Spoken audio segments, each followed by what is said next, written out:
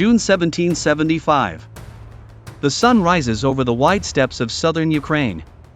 The mighty Dnipro flows past the wooden fortifications of the Zaporozhian Sich, a centuries-old symbol of freedom, brotherhood, and defiance. But on this day, silence. Surrounding the Sich, 100,000 Russian troops stand ready. The order has been given. Erase it. The Zaporozhian Cossacks were more than soldiers, they were a nation without a king. Living beyond the Dnipro River's treacherous rapids, or Zaporozhian, they built a unique society. Elected leaders. Strict codes of honor.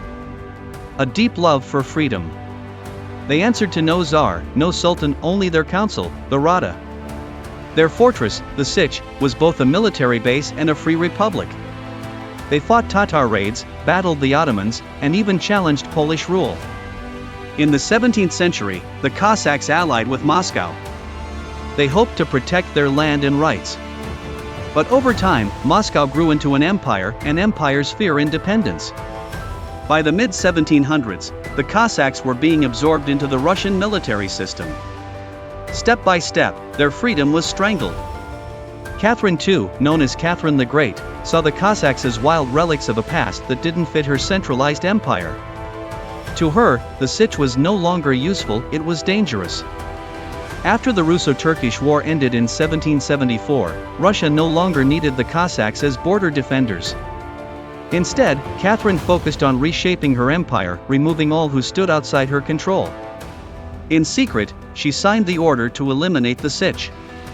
No warning. No negotiations. Only force. Russian General Peter Tekeli surrounded the Sich with overwhelming force. The Cossacks had no time to prepare. They woke to find Russian bayonets on all sides. There was no battle, only surrender. To avoid bloodshed, the Sich's leaders gave up the keys to the fortress. But their loyalty meant nothing. The Sich was looted, burned, and wiped off the map. Its archives destroyed. Its banners torn down. The Russian Empire buried the heart of the Cossack world. Some Cossacks accepted Russian rule, becoming part of the imperial army. But many fled south, across the border, to the Danube River, where they formed the Danubian Sich under Ottoman protection. From there, they continued to fight not just for survival, but for memory. They kept alive the songs, rituals, and stories of their free past. Though the Zaporozhian Sich was destroyed, its legacy never died. The image of the proud Cossack, horseback, mustached, with saber in hand, became a symbol of Ukrainian identity. It lived on in poetry, in rebellion, and later, in the struggle for Ukrainian independence. The Sich became a legend, not of defeat, but of freedom lost, and one day to be regained. The destruction of the Sich was not just an act of war. It was an erasure of a culture, a republic, and a people who dared to be free.